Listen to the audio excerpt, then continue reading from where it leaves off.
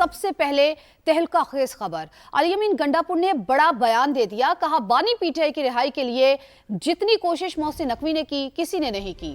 انہوں نے بانی کی رہائی کے لیے فیلڈ مارشل کے سامنے بات کی۔ پروگرام ندیم ملک لائیو میں گفتگو کرتے ہوئے سابق وزیر اعلیٰ خیبر پختونخوا نے کہا محسن نقوی واحد انسان ہیں جو فیلڈ مارشل کے سامنے بات کر لیتے ہیں۔ اور میں نے پارٹی میں کئی دفعہ کہا اور میں آپ آن ایئر کہہ رہا ہوں کہ محسن نقوی نے جتنی کوشش کی ہے کہ عمران خان رہا ہو جائے اور مسئلہ حل ہو جائے، اتنی کوشش ان سب میں کسی نے بھی نہیں کی پرلے کیمپ میں۔ Can you believe it? میں آنوز کہتا ہوں یہ بات، اور میں آج بھی یہ بات کہتا ہوں۔ اس نے ہمارا ظلم بھی کیا، جس میں خان صاحب غصہ تھا، ہمیں بھی غصہ تھا، میرے ساتھ کیا اس نے۔ محسن نقوی واحد انسان ہے جو فیلڈ مارشل کے سامنے بات بھی کر لیتا ہے، ورنہ یہاں پہ میں نے اور نہیں دیکھے۔ تو پھر محسن نقوی کو میں نے پورے سسٹم میں بڑا کچھ دیکھا ہے۔ محسن نقوی خان کے لیے اس کے ساتھ بھی بولا ہے، ورنہ خان کے لیے میں نے کسی اور کو اپنے سامنے بولتے نہیں دیکھا۔ محسن نقوی نے عمران خان کی رہائی کے لیے فیلڈ مارشل سے بات کی۔ سر جب اس میں سیشن کبھی ہوئی ہے نا، تو سیشن میں ہی واز پازیٹیو، اور وہ پازیٹیوٹی میں وہ وہاں تک بھی اس کے سامنے بھی بولا ہے، جبکہ میں نے کسی اور میں اتنی جرأت نہیں دیکھی ہے۔ علی امین گنڈاپور نے پی ٹی آئی قیادت کو ناکام قرار دے دیا، بولے بانی کی صحت سے متعلق اطلاعات پر یقین نہیں، دعا ہے جیسی رپورٹ بتائی جا رہی ہے بانی کی صحت ویسی ہی ہو۔ ہم بانی کی رہائی سے صحت تک آ گئے، ہم سب اس کے ذمہ دار ہیں۔ سابق وزیر اعلیٰ خیبر پختونخوا نے کہا ہمارے درمیان بدنیت لوگ ہیں، کسی میں فیصلہ سازی کی طاقت نہیں، سب ایک دوسرے پر ملبہ ڈال رہے ہیں۔ بانی کو بتایا جاتا ہے قیادت غدار ہے، لوگ نکلنے کے لیے تیار ہیں۔ 5 اکتوبر کو ڈی چوک پر پہنچے تو 15 بندے بھی نہیں تھے۔ بانی کو رپورٹ دی گئی کہ 1.5 لاکھ موجود تھے۔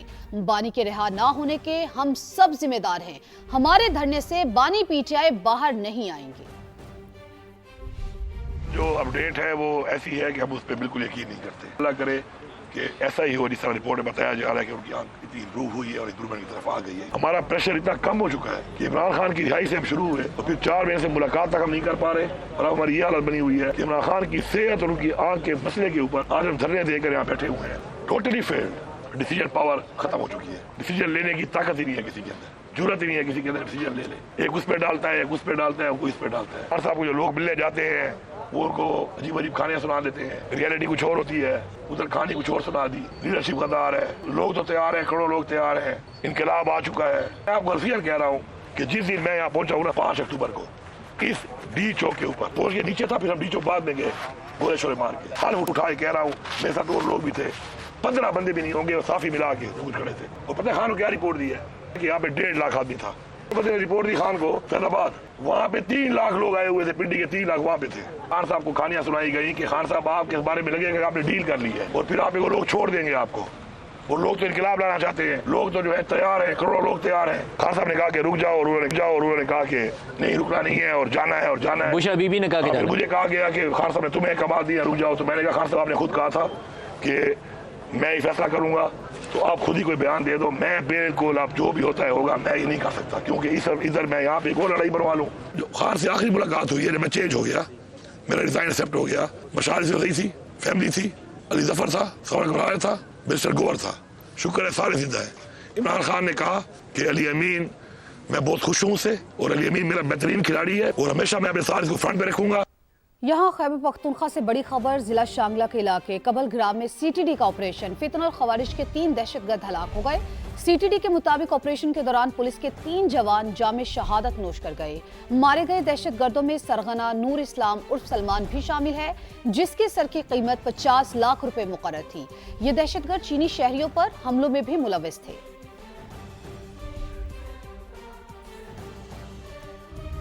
یہاں وفاقی دارالحکومت سے بڑی خبر، بلو ایریا میں ڈاکوؤں نے نجی بینک کو لوٹ لیا۔ دیدہ دلیری کی انتہا دیکھیے کہ ڈاکوؤں نے 2 منٹ میں 40 لاکھ روپے لوٹے اور پھر پیدل فرار ہو گئے۔ مزید بات کریں گے، اسلام آباد میں سما کے نمائندہ خصوصی قمر المنور نے ہمیں جوائن کیا ہے۔ قمر بتائیے کیا معاملہ یہ؟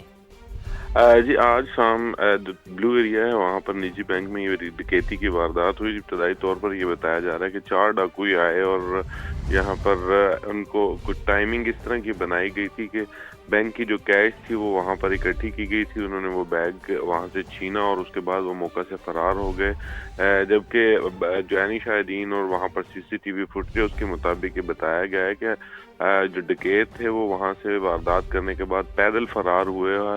تاہم پولیس نے علاقے کی ناکہ بندی بھی کی ہے اور CCTV فوٹیجز جو ہیں وہ بھی حاصل کر لی گئی ہیں اور اس حوالے سے مزید تفتیش بھی کی جا رہی ہے. ٹھیک ہے قمر، آپ ہمیں اپڈیٹ کر رہے تھے، آپ کا بہت شکریہ. سانحہ گل پلازہ کی عدالتی تحقیقات. جوڈیشل کمیشن کی پہلی سماعت میں جاں بحق افراد کے ورثاء نے دل کھول کر رکھ دیا. اہم سوالات اٹھائے، بتایا پیارے اندر جل رہے تھے اور باہر ہمیں دھکے دیے جا رہے تھے. فائر بریگیڈ کے پاس پانی کی شدید کمی تھی. وقت پر پانی ملتا اور اقدامات اٹھائے جاتے تو کئی لوگ بچ سکتے تھے. ایسا لگ رہا تھا یہ آگ بجھانے نہیں بلکہ سیکھنے آئے ہیں. آہیں، چیخیں، دھواں، بھڑکتے شعلے، بند دروازے اور مدد کو ترستی زندگیاں. سانحہ گل پلازہ کے متاثرین نے دل کھول کر رکھ دیا. جوڈیشل کمیشن کے سربراہ جسٹس فیصل آغا کے روبرو ایک ہی درد بار بار سنائی دیا. جمیل احمد نے بتایا گھر کے 6 افراد جاں بحق ہوئے، پورا گھر ختم ہو گیا. ہم سے ہی پوچھا جاتا رہا کہ تمہارے 6 لوگ کیوں گئے تھے. ہمارا مذاق اڑایا گیا. راج دلارا کھونے والی سائمہ کا کرب سب نے محسوس کیا. بتایا بیٹا انس 3rd فلور پر تھا، کسی نے اسے بچانے کی کوشش نہیں کی. محمد کیسر کمیشن کے سامنے رو پڑا. پوچھا 3 دن تک 14 دروازے بند کیوں رہے. بیوی کے فون کی لوکیشن بتائی تو دھمکیاں ملی. جسٹس فیصل آغا نے سوال کیا کہ دھمکیاں کس نے دیں. جواب ملا گھر اجڑ گیا. اللہ کے واسطے کسی کا نام نہیں لوں گا. ایک اور متاثرہ رشید نے بتایا ہمیں ڈنڈے مارے گئے. گرین لائن کی کرینیں کھڑی تھیں، مدد ملتی تو کئی جانیں بچ جاتی.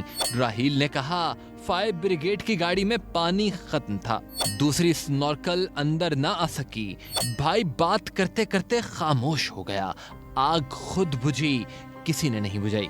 محمد ہادی آبدیدہ ہو گئے. 16 سال کے بیٹے کا 4 دن تک پتہ نہ چلا. 29 جنوری کو DNA میچ ہونے کی خبر ملی.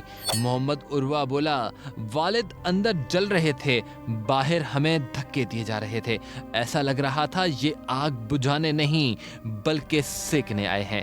علیم کا کہنا تھا بھائی نے چھلانگ لگا کر جان بچائی مگر والد اندر رہ گئے.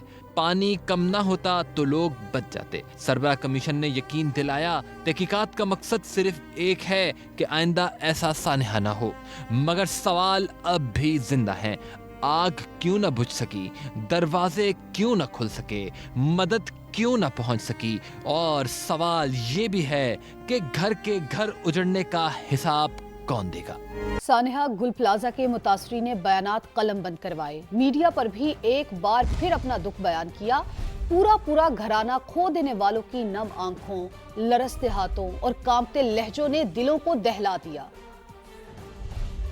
پلازہ میں جو حادثہ ہوا ہے اس میں میرا بیٹا عمر نبیل اور اس کے ساتھ اس کی بیوی عائشہ عمر اور اس کا ایک 11 سال کا بیٹا علی عمر بھی اس حادثے کا شکار ہو گئے. 10:53 تک میرا بیٹا جو تھا وہ بات کر رہا تھا اور وہ یہ کہہ رہا تھا میں یہاں پر پھنسا ہوں، بہت شدید دھواں ہے اور اندھیرا ہے اور کچھ سمجھ میں نہیں آ رہا اور سانس لینے میں مشکل ہو رہی ہے. بس اس کے بعد اگلی کال لگائی گئی تو اس نے فون نہیں اٹھایا اور وہ پھر اس سے کبھی رابطہ نہیں. میری سسٹر تھیں ڈاکٹر عائشہ عمر کے ساتھ ان کے ہسبینڈ، ان کا ایک بیٹا. انصاف تو کبھی ملا ہی نہیں ہے نا. آپ مجھے بتائیں بلدیہ ٹاؤن میں 400 لوگ، انصاف مل گیا؟ جن لوگوں کی وجہ سے، جن کی غفلت کی وجہ سے یا جو بھی ادارے اس میں کی جو کوتاہیاں ہیں جن اداروں کی، وہ ٹھیک ہوں گے اور شاید کراچی والوں کے لیے مزید اس طرح کے سانحات جو ہے وہ ان کو سامنا نہیں کرنا پڑے گا. اس کا کہتے ہیں کہ ہم لوگ غریب آواز نہیں اٹھا سکتے ہیں، جو آواز اٹھاتا ہے اس کا آواز دبا دیا جاتا ہے. تدفین جو ہے میرے بیٹے کا 30 تاریخ کو ہوا تھا. 30 تاریخ سے لے کے آج 16 تاریخ ہے. میں یہ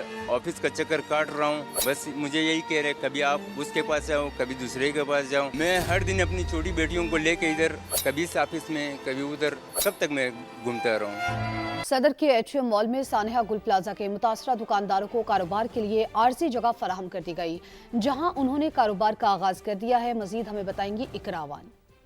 मॉल के ऑनर की जानिब से यहाँ पर सानिया गुल प्लाजा के मुतासरीन को यहाँ पर फ्री में जो है वो स्टॉल्स लगाने के लिए जगह फरहम की गई है। यहाँ पर आप देख सकते हैं कि ये वो तमाम तर स्टॉल्स वो हैं जो सानिया गुल प्लाजा के मुतासरीन हैं, इनके स्टॉल्स हैं और इन तमाम लोगों को फ्री में जगह प्रोवाइड की गई है ताकि वो अपने रोज़गार को स्टार्ट कर सकें। मेरे साथ ऑनर भी मौजूद हैं एट्रियम मॉल के, उनसे बात करते हैं। मैं शुक्रगुजार हूँ समा न्यूज़ के कि इस चीज़ को हाईलाइट कर रहे हैं।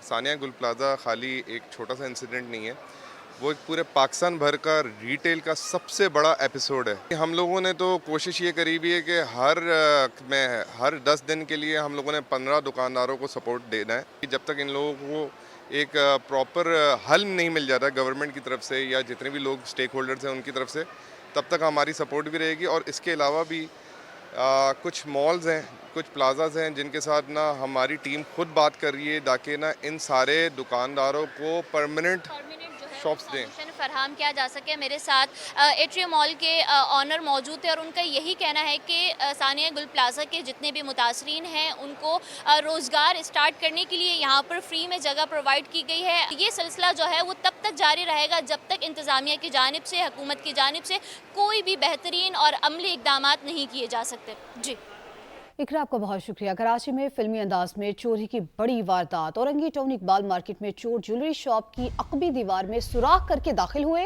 30 करोड़ रुपए से ज्यादा मालियत का सोना और हीरो के सेट ले उड़े। पुलिस ने शक की बिना पर एक सिक्योरिटी गार्ड को हिरासत में लेकर तहकीकात शुरू कर दी है। रिपोर्ट करेंगे नवीद कमाल। कराची में चोरी की एक और बड़ी वारदात। औरंगी इकबाल मार्केट में करोड़ों रुपए मालियत का सोना और हीरे गायब। बड़ी वारदात के लिए चोरों ने फिल्मी अंदाज अपनाया। हफ्तावार छुट्टी के रोज चोर ज्वेलरी शॉप के अकब से दीवार में सुराख करके दाखिल हुए। 30 करोड़ से जायद का 600 तोला सोना और हीरे जड़े सेट ले उड़े। मुतासरा सुनार ने वाक़े का मुकदमा दर्ज कराया। ये जुम्मे के दिन हुआ है और जो यहाँ पर गार्ड था उस गार्ड के थ्रू ये काम लगता ही है कि तकरीबन 90% जो है ना वो गार्ड की हरकत है। जो दिन वाला गार्ड था हमारा वो पकड़ा हुआ है, अभी पुलिस की कस्टडी में है। उस पर ताला लगा हुआ था, उनके डाकुओं के पास चाबी भी थी। उन्होंने जो नकबजनी की तोड़ा है उनका चाबी थी मौजूद। पुलिस की इब्तदाई तहकीकात में इंकशाफ हुआ कि वारदात में 3 से 4 मुल्जिमान मुलव्विस हैं। माजी में ऐसी बड़ी वारदात नहीं हुई है, मुल्जिम जायद हैं जो है ना, उसमें भी चीज़ें देखें अंडर इन्वेस्टिगेशन है प्रोसेस। बाकी सारी चीज़ों को हम देख रहे हैं, क्राइम सीन के हवाले से, फिंगरप्रिंट्स के हवाले से, टेक्निकली, डिजिटली जो है ना बहुत सारी चीज़ें उसमें हैं। पुलिस के मुताबिक मुल्जिमों को मुख्तलिफ औजारों से दीवार में सुराख करने में 3 से 4 घंटे का वक्त लगा।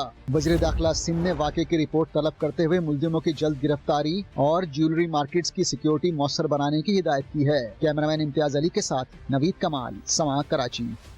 कराची में भत्ताखोरों के गिर्द घेरा तंग करने का फैसला। आईजी सिंह का भत्ताखोरी और स्ट्रीट क्राइम के खिलाफ इकदाम तेज करने का हुक्म।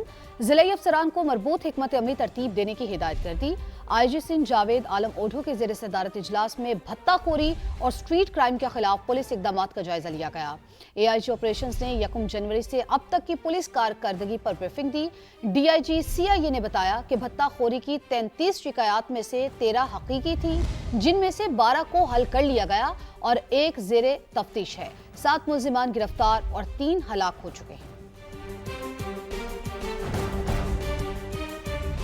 मुजरावाला का रुख करते हैं, जहां पर मां और 2 बच्चों को कत्ल करने वाला सीरियल किलर गिरफ्तार कर लिया गया। मुलजिम ने एतराफ़ जुर्म कर लिया।